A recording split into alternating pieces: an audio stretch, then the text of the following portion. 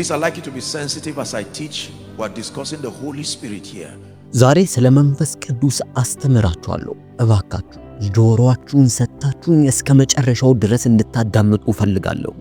ይህም መልእክት ከልባችሁ ካዳመጣችሁ በኋላ አብዛኞቻችሁ አይታችሁት ከማታውቁት መንፈሳዊ ዓለም ጋር ትገናኛላችሁ። እግዚአብሔር አዲስ እይታን ይሰጣችኋል። እውነቴን ነው የምላችሁ፣ መንፈስ ቅዱስ ያስደንቃችኋል። ጥቂቱ ስለ ራሴ ልንገራችሁ። እግዚአብሔርን መከተል የጀመርኩት ዝናን፣ ክብርን፣ ኃይልን ወይም ደግሞ የራሴን የሆነ የግል አገልግሎት ማካሄድ ፈልጌ አልነበረም። ይልቁንስ እግዚአብሔር አምላክ ለትውልድ በረከት እንዲያደርገኝና ዕለት ዕለት እግዚአብሔርን የመጠማት ፍቅር ውስጤ ስለነበረ ነው። አስታውሳለሁ ድሮ በነበርኩበት ቤተክርስቲያን ውስጥ ሰባኪዎቹ እጅግ በጣም ጠንካራ የሆነ ስብከትን ይሰብኩ ነበር። በዛም ጊዜ ጉባኤ ውስጥ ከነበሩት ሰዎች መካከል የታመሙ እጅግ በጣም ከፍተኛ ድብርት ውስጥ ያሉና ራሳቸውን የሚጠሉ ሰዎች ያ ሰው ከሚያነበው የመጽሐፍ ቅዱስ ጥቅስ የተነሳና ከሚናገረው ከአንደበቱ ከሚወጣው የእግዚአብሔር ፍቅር የተነሳ የእግዚአብሔር ኃይል በነዛ በታመሙ ሰዎች ላይ ያርፋል። በጣም የሚገርም ነው። ንግግራቸው ብቻ የነዛን ሰዎች ደዌ የመፈወስ ኃይል አለው። እግዚአብሔር በእነሱ ላይ ሲሰራ በደንብ ማየት ይቻላል። ይኸውላችሁ እግዚአብሔር የመፈወስ ነፃ የማውጣት ኃይል አለው። ካሊካስ ካዳብረንደ ከፓሩሲያ ሽላስ ካብራንቴስ ከሊብሬገቲያ ከላካሩዘ ዚያና ሐስከታባ ከሊጋሪቱሲያ ተከታ Thus said the Lord, I'm bringing you closer. I'm drawing you to deeper levels with me. እግዚአብሔር አምላክ አቀርባችኋለሁ ይላችኋል። አዎ እግዚአብሔር አምላክ ያቀርባችኋል። ከፍ ያለ የአገልግሎት ቦታ ላይ ያስቀምጣችኋል። ከእግዚአብሔር ጋር የተሻለ ግንኙነት እንዲኖራችሁ ይሆናል።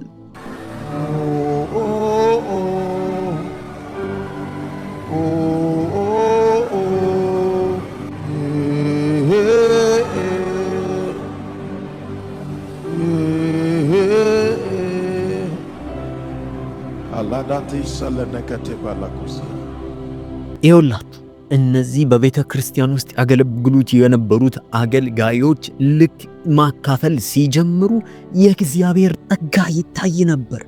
ጠንካራ የነበረ የእግዚአብሔር ሕልውና በስፍራ ውስጥ አለ። ሕመምተኞች ሲፈወሱ በዓይኔ አይቻለሁ። ሁል ጊዜ ቸርች ፕሮግራም ስንጨርስ እንዲህ ብለን እንጨርስ ነበር። የጌታ የኢየሱስ ክርስቶስ ጸጋ፣ የእግዚአብሔርም ፍቅር፣ የመንፈስ ቅዱስ ኅብረት ከሁላችሁ ጋር ይሁን፣ አሜን። አንዳንድ ጊዜ ማብራራት የማልችለው የመንፈስ ቅዱስ ኃይል በላይ ላይ ይመጣል።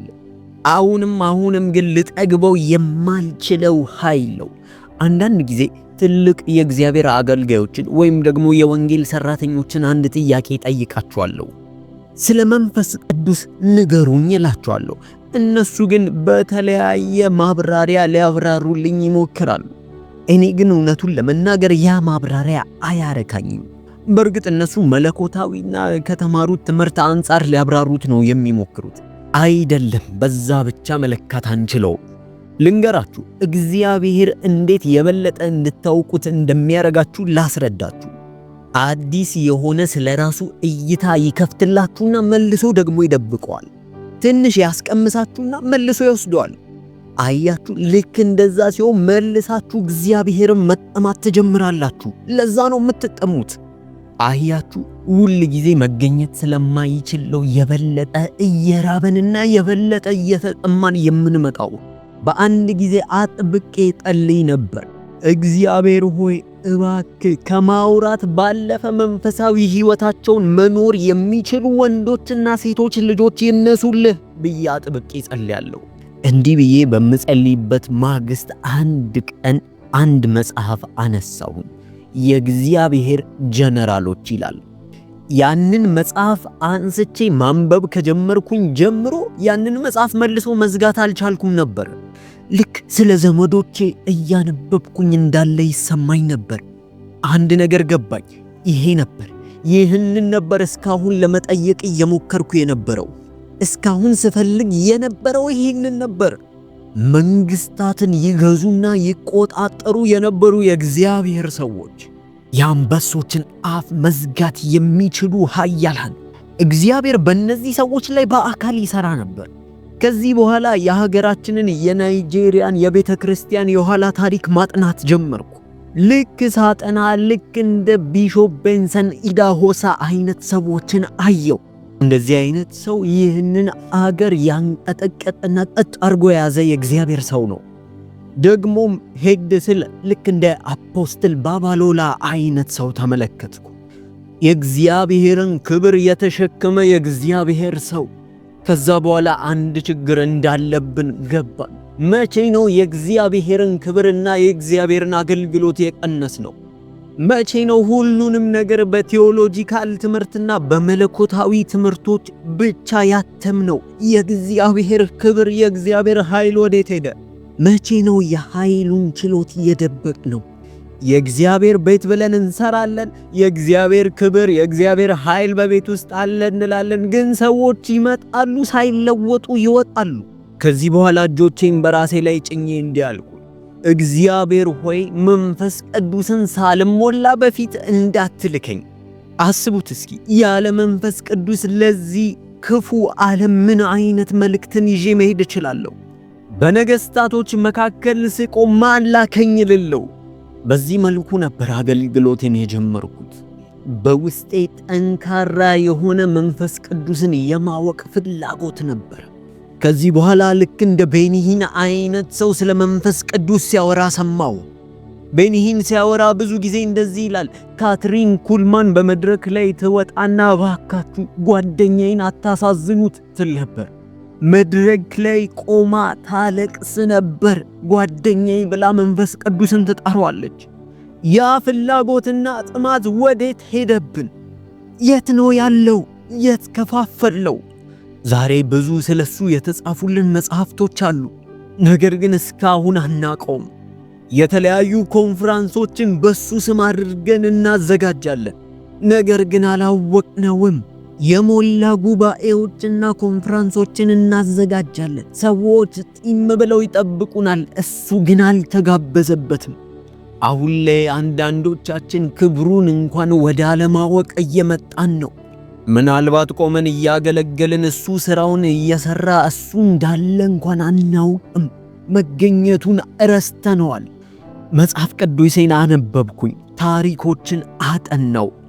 ከእያንዳንዱ ከወደቁ ኃያል ሰዎች ጀርባ ያነሳቸው እጅ የመንፈስ ቅዱስ እጅ ነው።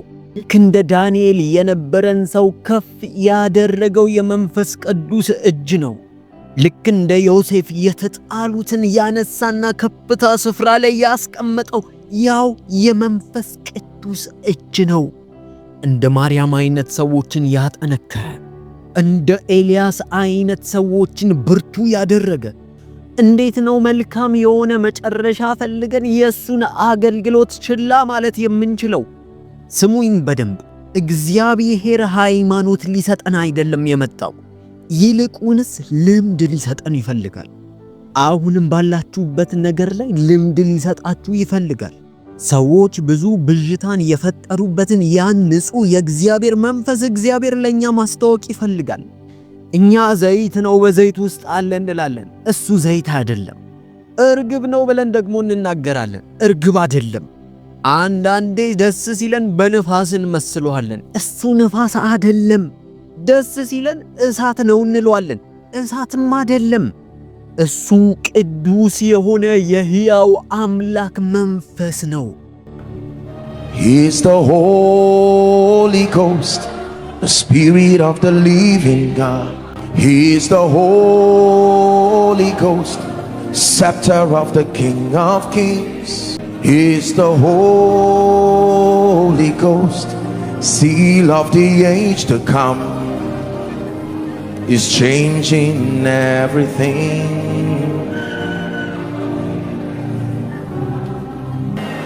Don't you know in his hands are the keys to eternal life? It's a little here, a little there, then your day will dawn. He's at work in you, changing everything in obedience to Christ. የእግዚአብሔር መንፈስ ማን ነው? ለምንድነው ይህንን ያህል አስፈላጊ የሆነው? ኢየሱስ ክርስቶስ እንኳን አገልግሎቱን ለመጀመር የሱን መምጣት ይጠባበቅ ነበር። አዎ ራሱ ኢየሱስ የእግዚአብሔር ቃል 3 ዓመት ተኩል ያሰለጠናቸውን ደቀ መዝሙር እንኳን የነገራቸው ነገር ቢኖር እሱ ሲመጣ የምታደርጉትን ይነግራችኋል ያለው ይህን ያህል አስፈላጊ ነው። እሱ እስኪመጣ ድረስ ታገሱ ብሏቸው ነው የሄደው ኢየሱስ። ዛሬ በዚህ ጉባኤ ውስጥ አንድ ነገር እጸልያለሁ፣ አስተምሬ በጨረስ እንድችል እጸልያለሁ። እግዚአብሔር መንፈስ በዚህ ጉባኤ ውስጥ ሞልቷል። እግዚአብሔር ለብዙዎቻችሁ ያስተዋወቃችሁ ነው። አዲስ ትኩስ የሆነ የአገልግሎቱን ቅባት ልክ እንደ ማነሳሳት ነው። ብዙዎቻችሁ የእግዚአብሔር ጥሪ በሕይወታችሁ ላይ አለ። አዎ ብዙዎቻችሁ የእግዚአብሔር ጥሪ በሕይወታችሁ ውስጥ አለ። የያዕቆብን አምላክ የእግዚአብሔርን መልክ መጠየቅ ያለበት አንድ ትውልድ አለ። የእግዚአብሔር ጥሪ በሕይወታችሁ ላይ ነው። ምናልባት ስትታዩ ላትመስሉ ትችላላችሁ፣ ነገር ግን የእግዚአብሔር ጥሪ በሕይወታችሁ ውስጥ አለ። ብዙ ዓመታት ሲጸልዩ የነበሩ እናቶች ጥያቄ መልስ ናችሁ። የብዙ ጾምና ጸሎቶች ምላሽ ናችሁ። እግዚአብሔር ከቤተሰብ ውስጥ ሊጠቀማችሁ የመረጠው እናንተን ነው። እጁ ለብዙ ጊዜያት ሲያስተካክላችሁ ቆይቷል። አሁን ግን አግኝቷችኋል። ይኸውላችሁ ይህንን ለምታዳምጡ በሙሉ አንድ የጴንጤቆስጤ ሥርዓት እያደረግን አይደለም። ይህ የእግዚአብሔር ሕያው መንፈስ ነው። በዚህ ስፍራ ባላችሁበት እየተንቀሳቀሰ ነው። በደንብ ስሙ። አሁን ላይ ምን እየተከናወነ እንደሆነ ላታውቁ ትችላላችሁ። ምናልባትም ከዚህ ስፍራ እስክትወጡ ድረስ። ከዚህ በኋላ ነው በሮች ሲከፈቱ ማየት ትጀምራላችሁ። ማብራራት በማትችሉበት መንገድ በሮች ይከፈታሉ። በፖለቲካዊና በተለያዩ መንገዶች ልከፍቱት የሞከራችሁት በሮች፣ ደጆች በሙሉ ይከፈቱላችኋል። ቅዱሱ መንፈስ ሕይወታችሁን መቆጣጠር ሲጀምር ጊዜ አያባክንም። ሰዎች ዝም ብለው ከመሬት ተነስተው አይደለም እየጮሁ የሚወድቁት። አንዳንድ ውሳኔዎች ከነዚህ ሰዎች ውስጥ እየተቀየረ ነው። ከዚህ በኋላ መስመር አልይዝ ያለ ነገር በሙሉ መስመሩ ውስጥ እየገባ ነው። ምናልባት አንዳንዶቻችሁ አገልጋዮች ናችሁ፣ ነገር ግን የእግዚአብሔር ኃይል የለም። ሌሎቻችሁ ሞገስ በእናንተ ላይ የለም። እጅግ በጣም ትታገላላችሁ፣ ነገር ግን ምንም ነገር በሕይወታችሁ ጠብ አይልም። ምንም ነገር የማይኖረው እናንተ የምትከተሉት አገልግሎታችሁን ብቻ ነው። ቃሉን እያነበባችሁ ለሌላው ሰው ማካፈል ብቻ ነው። ይህን ስነግራችሁ በታላቅ አክብሮት ነው። መጀመሪያ ቅዱሱ መንፈስ መጥቶ እጃችሁን ያዝ። ከዛ በኋላ በአይናችሁ የመንፈስ ቅዱስን ሥራ መመልከት ትጀምራላችሁ። መጥቶ እጃችሁን እንዲይዝ ፍቀዱለት። ከዛ በኋላ የእግዚአብሔርን ክብር በሕይወታችሁ መለማመድ ትጀምራላችሁ። የእግዚአብሔር ጸጋና የእግዚአብሔር ሞገስ በላያችሁ ላይ ያርፋል። ሁላችንም እኩል የሆንን ፍጥረት፣ እኩል የእግዚአብሔር ልጆች ነን። ማናችንም አንበላለት። ነገር ግን መንፈሱ በእኛ ላይ ሲወርድ፣ መንፈሱ በእኛ ላይ ሲመጣ የእግዚአብሔር ኃይል መሳሪያዎች እንሆናለን። ከኛም አልፎ ዙሪያችንን ያሉትን ማጥለቅለቅ እንችላለን። ከአንዳንዶቻችሁ ላይ ድብርት ተነቃቅሎ እየወጣ ነው። የእግዚአብሔር መንፈስ መቋቋም የማይችሉ ሌሎች ነገሮች ከሕይወታችሁ እየተነቀሉ ነው። አትነሱም፣ የትም አትደርሱም፣ የሚሰማችሁ የለም ተብላችሁ ቃል ኪዳን ከማታውቁት አካል ጋር እንድትገቡ የተደረጋችሁ በሙሉ ከዚህ ሰዓት ጀምሮ ነፃ ትወጣላችሁ። በእናንተ ላይ የተሰራ የተነገረ የድግምትና የክፋት ቃል አይሰራም። የዮሐንስ ወንጌል ምዕራፍ 1 ቁጥር 5 እንዲህ ይላል፣ ብርሃንም በጨለማ ይበራል፣ ጨለማም አላሸነፈውም። ወደ ቃሉ ከመግባቴ በፊት አንድ ነገር ልንገራችሁ። በስጋችሁ የታመማችሁ ከሆነ ከዚህ ሰዓት ጀምሮ ተፈውሳችኋል። እጄን ዘርግቼ ጭንላችኋለሁ። በስጋ ውስጥ ያለ ማንኛውም ደዌ፣ በጭንቅላት ውስጥ ያለ ማንኛውም መዛባት በኢየሱስ ስም ከዚህ ሰዓት ጀምሮ ተፈወሱ። Be healed now. High blood pressure goes down now. Every kind of medical diagnosis, we bring it under the influence of the Spirit in the name of Jesus Christ. Every organ malfunctioning, we declare a correction now. And for every missing organ, we declare creation of a new one now. የደም ግፊት፣ ስኳር በሽታ በጌታ በኢየሱስ ስም የቀለጠ ይሁን። በኢየሱስ ስም ማንኛውም በመድኃኒት ቁጥጥር ስር ያለ ሰው ካለ ዛሬ በመንፈሱ ስር እናደርገዋለን። በጌታ በኢየሱስ ስም የማይሰራ የሰውነት አካል ካለ በጌታ በኢየሱስ ስም ይፈወስ። የጠፋና የሌለ የሰውነት አካል ቢኖር በጌታ በኢየሱስ ስም አዲስ መገጠም ይሁን። እግሮች አካባቢ ያለ ህመም፣ በሽታ በኢየሱስ ስም ተፈወስ።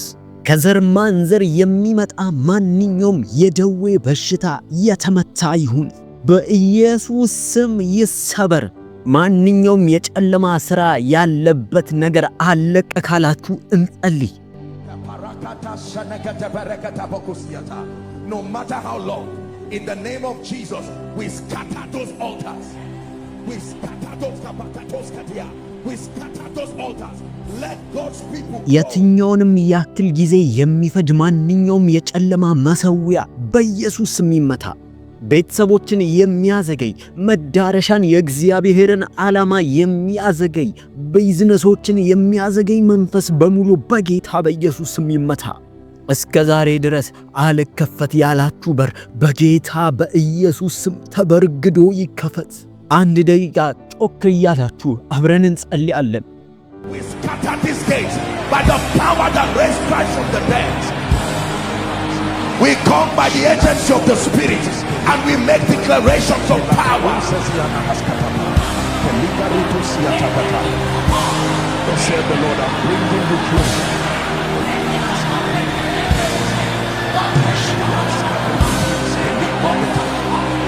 Power that raised Christ from the dead. We come by the agency of the Spirit and we make declarations of power.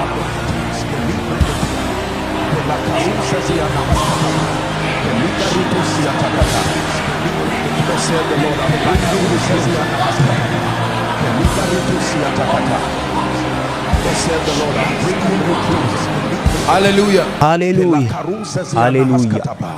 ከመጨረሳችን በፊት አንድ ነገር ልነግራችሁ ፈልጋለሁ። ከእግዚአብሔር ጋር አንድ ቃል ኪዳን አድርጌያለሁ። እኔ በማስተምርበት ጊዜ መጥቶ የሚካፈል ሰው ማንም የእግዚአብሔርን ጸጋ ሳይካፈል እንዲያይወጣ ከእግዚአብሔር ጋር ቃል ኪዳን ገብቻለሁ።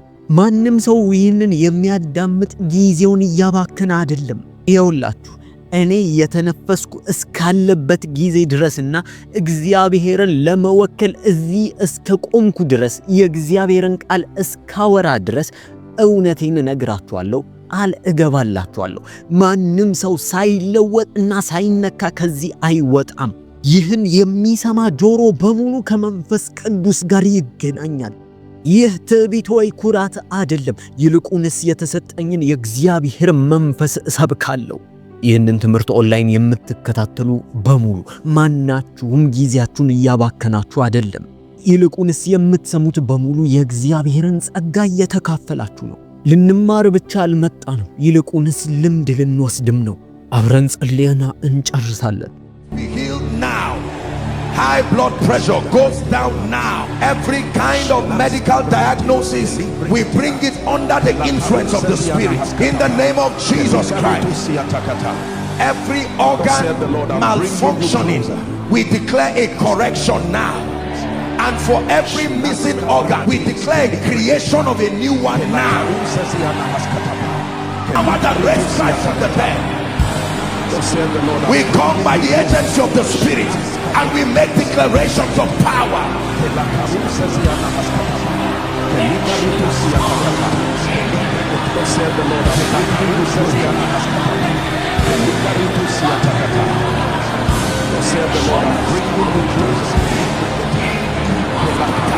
Hallelujah. By the power that raised Christ from the dead. We come by the agency of the Spirit and we make declarations of power.